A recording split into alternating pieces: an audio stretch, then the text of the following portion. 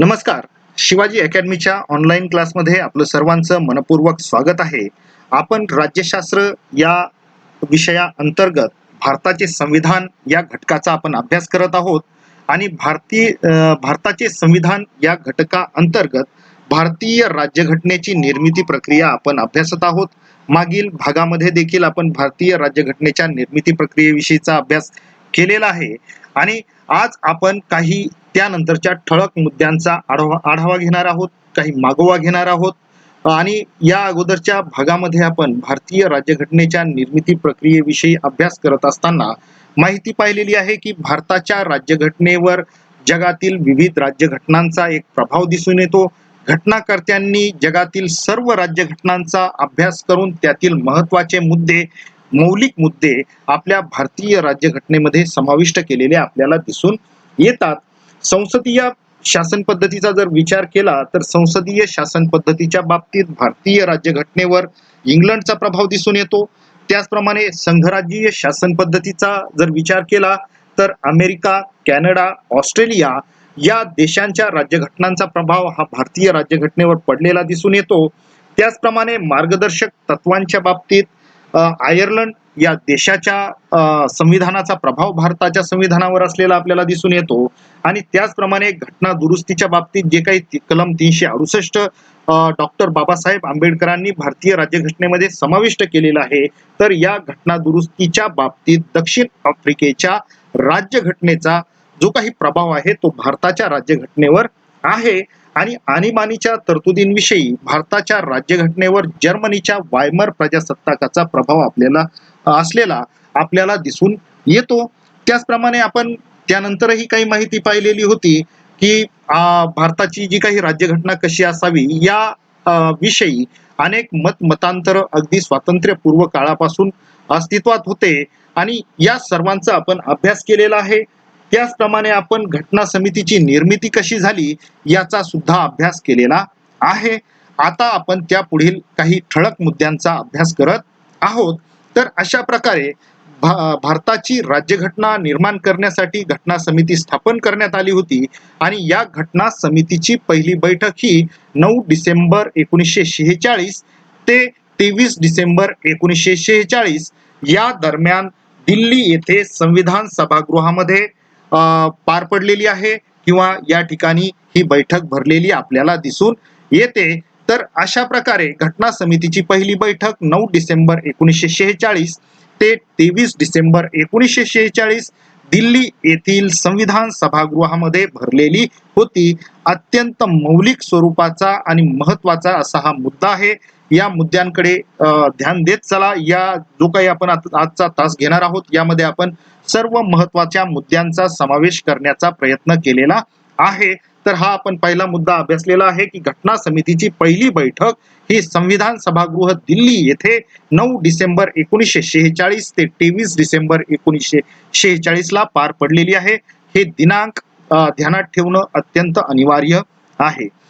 यानंतर या पहिल्या बैठकीचे अध्यक्षस्थान हे सच्चिदानंद सिन्हा यांनी भूषवलेले होते.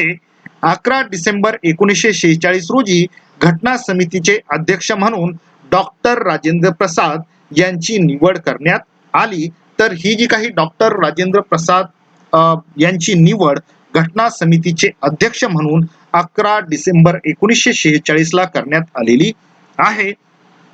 राज्यघटना तयार करण्यासाठी 22 महत्वाच्या विषयांसाठी समित्या स्थापन करण्यात आलेल्या होत्या. तर असाही प्रश्न येऊ शकतो की राज्यघटना निर्मिती करण्यासाठी किंवा तयार करण्यासाठी एकूण किती समित्या स्थापन करण्यात आलेल्या होत्या. तर राज्यघटना निर्मितीसाठी एकूण 22 समित्या 22 विषयांसाठी वेगवेगळ्या स्वरूपाच्या 22 समित्या स्थापन करण्यात आलेल्या होत्या. या 22 समित्यांपैकी 10 समित्या ह्या कार्यपद्धतीत्मक व्यवहार हाताळण्यासाठी होत्या. या 22 पैकी 10 समित्या या कार्यपद्धतीत्मक व्यवहार जे काही राहतो त्या हाताळण्यासाठी होत्या. तर उर्वरित 12 समित्या ह्या विशिष्ट व्यवहारांच्या हाताळणीसाठी निर्माण करण्यात आलेल्या होत्या. या ठिकाणी ध्यानात घेण्यासारखा हा मुद्दा आहे की घटना निर्मितीसाठी एकूण किती समित्यांची स्थापना करण्यात आली. तर एकूण 22 महत्वाच्या समित्यांची स्थापना करण्यात आलेली आहे. त्यापैकी 10 कार्यपद्धतीत्मक व्यवहार आणि 12 समित्या ह्या विशिष्ट व्यवहार हाताळणीसाठी निर्माण करण्यात आलेल्या होत्या. आणि मसुदा समिती ही विशिष्ट व्यवहार हाताळण्यासाठी निर्माण करण्यात आलेल्या ज्या समित्या होत्या त्यांपैकी सर्वात महत्वाची समिती होती तर ती म्हणजे मसुदा समिती होय. तर अशा प्रकारे विशिष्ट व्यवहार हाताळणीसाठीची सर्वात महत्वाची समिती म्हणजे मसुदा समिती होय. तर 29 ऑगस्ट 1947 रोजी डॉक्टर बाबासाहेब आंबेडकर यांची मसुदा समितीचे अध्यक्ष म्हणून नेमणूक करण्यात आली. तर घटना समितीचे अध्यक्ष आणि मसुदा समितीचे अध्यक्ष याच्यामध्ये थोडासा डिफरन्स आहे, थोडासा म्हणजे पूर्णच डिफरन्स आहे याच्यामध्ये. हा जो काही फरक आहे हा ध्यानात घेणं आपल्याला अत्यंत आवश्यक आहे. बऱ्याचदा मी असं पाहिलेलं आहे पहा की कुणाला विचारलं की घटना समितीचे अध्यक्ष कोण होते तर त्या ठिकाणी ते डॉक्टर बाबासाहेब आंबेडकरांचं नाव सांगतात. तर असं नाही, तर घटना समितीचे अध्यक्ष हे डॉक्टर राजेंद्र प्रसाद होते. तर 29 ऑगस्ट 1947 ला मसुदा समितीची स्थापना करण्यात आली. तर या घटना समितीमध्ये ज्या काही 22 समित्या होत्या त्यामध्ये जी काही 12 समित्या ह्या विशिष्ट व्यवहारांच्या हाताळण्यासाठी होत्या त्यापैकी सर्वात महत्वाची जी समिती होती मसुदा समिती, तर या मसुदा समितीचे अध्यक्ष हे डॉक्टर बाबासाहेब आंबेडकर होते. तर या डॉक्टर बाबासाहेब आंबेडकरांची मसुदा समितीचे अध्यक्ष म्हणून निवड किंवा नेमणूक ही 29 ऑगस्ट 1947 ला करण्यात आलेली आहे. या ठिकाणी दोन फरक ध्यानात घ्या. घटना समितीचे अध्यक्ष डॉक्टर राजेंद्र प्रसाद आणि मसुदा समितीचे अध्यक्ष हे डॉक्टर बाबासाहेब आंबेडकर होते. तर या मसुदा समितीमध्ये अध्यक्षांसह एकूण 7 सदस्यांचा समावेश होता. हा मौलिक स्वरूपाचा प्रश्न आहे. याच्यावर वारंवार वेगवेगळ्या अँगलने प्रश्न विचारले गेलेले आहेत आणि भविष्यातही यामध्ये विचारले जाणार आहेत. मौलिक मुद्दा आहे. तर या ठिकाणी मसुदा समितीमध्ये एकूण 7 सदस्यांचा समावेश होता आणि या मसुदा समितीचे अध्यक्ष होते डॉक्टर बाबासाहेब आंबेडकर.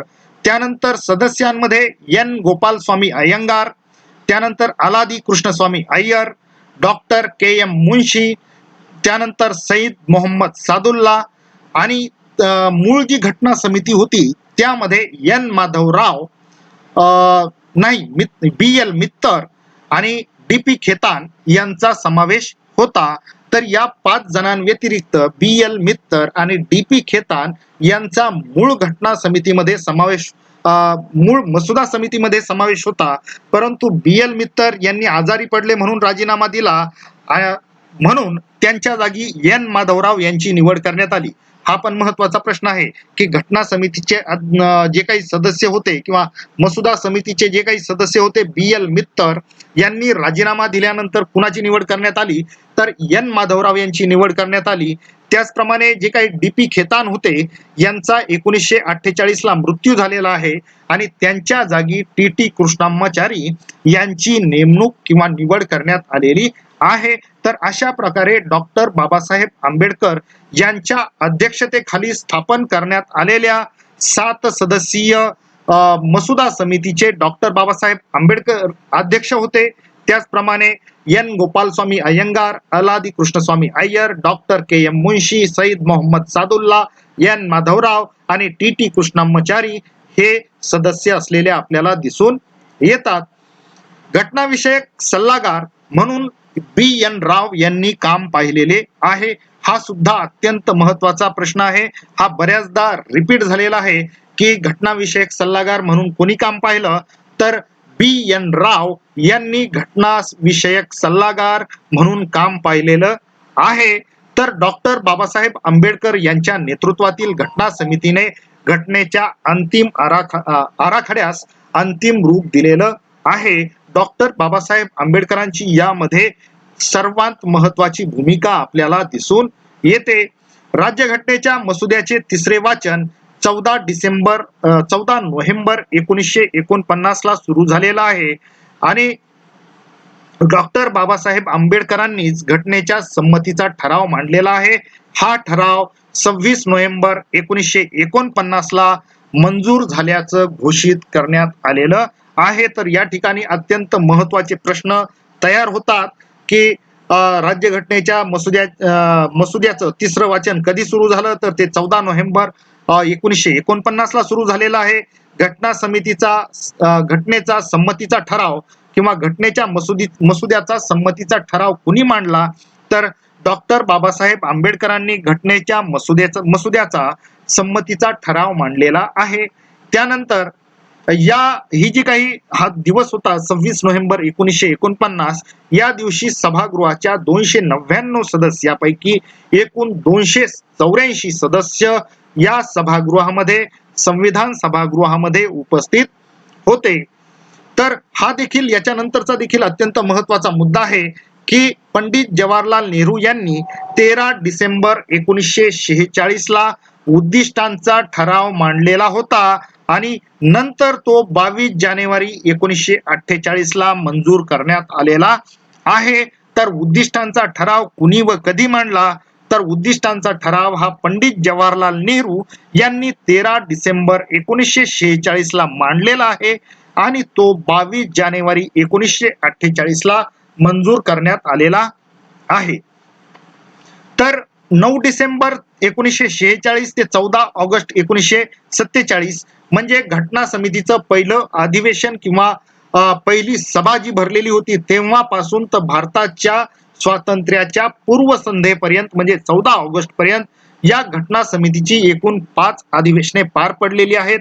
परंतु जो खऱ्या प्रकारे वेग म्हणतो आपण घटनेच्या निर्मितीला, घटना तयार करण्याच्या कार्याला, तर तो मात्र 15 ऑगस्ट 1947 नंतर आलेला आपल्याला दिसून येतो. भारतीय राज्यघटनेची निर्मितीचं काम किंवा या समितीने जे काम पाहिलं तर ते 2 वर्ष 11 महिने आणि 18 दिवस ही आपली घटना तयार करण्यासाठी समितीला लागलेले आहेत. डॉक्टर बाबासाहेब आंबेडकरांनी अथक मेहनतीतून 2 वर्ष 11 महिने 18 दिवस अशी अहोरात्र मेहनत करून या मसुद्याचं काम पूर्ण केलेलं आपल्याला दिसून येतं. संविधान समितीने मंजूर केलेल्या राज्यघटनेच्या पहिल्या आराखड्यात 395 कलमे आणि 8 परिशिष्टे होती. तर हा सुद्धा एक अत्यंत महत्वाचा प्रश्न या ठिकाणी तयार होतोय की संविधान समितीने मंजूर केलेल्या राज्यघटनेच्या पहिल्या आराखड्यात एकूण किती कलमे आणि किती परिशिष्टे होती, तर एकूण या ठिकाणी 395 कलमे आणि 8 परिशिष्टांचा समावेश या घटनेच्या पहिल्या आराखड्यामध्ये असलेला आपल्याला दिसून येतो. त्याचप्रमाणे घटना समितीने 22 जुलै 1947 ला भारताच्या राष्ट्रध्वजास संमती दिलेली आहे. आपण आज मुद्द्यांचा अभ्यास करत आहोत. हे सर्वच मुद्दे अत्यंत मौलिक आहेत, अत्यंत मौल्यवान आहेत. परीक्षेच्या दृष्टीने ज्यांचा अभ्यास करणं आपल्याला अनिवार्य आहे. हा घटनाक्रम आपण सर्वांनी जास्तीत जास्त ध्यानात ठेवण्याचा प्रयत्न करायचा आहे. तर भारताचा जो काही राष्ट्रध्वज तिरंगा राष्ट्रध्वज आहे भारताचा, तर भारताच्या राष्ट्रध्वजाला संमती ही 22 जुलै 1947 ला दिलेली आहे. म्हणजे भारताचा राष्ट्रध्वजाची जी काही आकार आहे, रंग आहे आणि भारताचा राष्ट्रध्वज कसा असावा यावर शेवटचा शिक्कामोर्तब हा 22 जुलै 1947 ला होऊन भारताच्या राष्ट्रध्वजास संमती देण्यात आलेली आहे. तर भारताच्या राष्ट्रगीताला जी काही राष्ट्रगीताचा जो स्वीकार करण्यात आलेला होता, तर 24 जानेवारी 1950 ला भारताचा जनगण मन अधिनायक जय हे जे राष्ट्रगीत आहे गुरुदेव रवींद्रनाथ टागोर यांनी लिहिलेलं आणि गीतांजली या काव्यसंग्रहातून घेतलेलं. तर या गीताच्या पहिल्या कडव्याचा समावेश हा राष्ट्रगीत म्हणून 24 जानेवारी 1950 ला करण्यात आलेला आहे.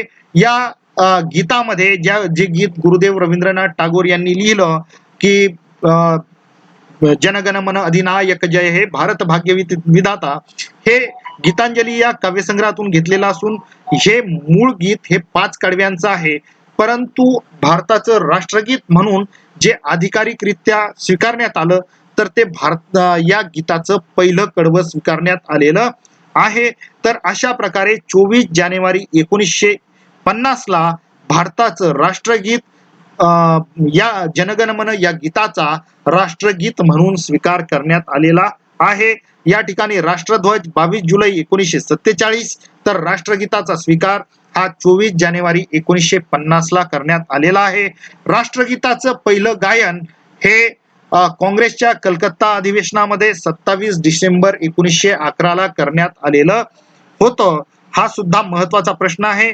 हा प्रश्न परीक्षांमध्ये येऊन गेलेला आहे की भारताच्या राष्ट्रगीताचं सर्वप्रथम गायन कधी करण्यात आलं, तर काँग्रेसच्या कोलकाता अधिवेशनामध्ये 27 डिसेंबर 1911 ला राष्ट्रगीताचं प्रथम गायन करण्यात आलेलं होतं. तर भारताच्या राजमुद्रेचा स्वीकार 26 जानेवारी 1950 ला करण्यात आलेला आहे. सारनाथ येथील अशोक स्तंभावरील 4 सिंह, त्याचप्रमाणे राज्यचिन्हाखाली मुंडक उपनिषदातील सत्यमेव जयते हे शब्द या ठिकाणी अंकित करण्यात आलेले आहेत. आपल्याला राजमुद्रेवर 3च चिन्ह दिसतात, कारण जे काही अशोक स्तंभ आहे आणि अशोक स्तंभावर 4 सिंह आहेत, एक सिंह पाठीमागच्या बाजूला. तर अशा प्रकारे सारनाथ येथील अशोक स्तंभावरील 4 सिंह आणि त्या राजचिन्हाच्या खाली मुंडक उपनिषदातील सत्यमेव जयते हे जे काही शब्द आहेत हे राजमुद्रेवर अंकित करण्यात आलेले आहेत.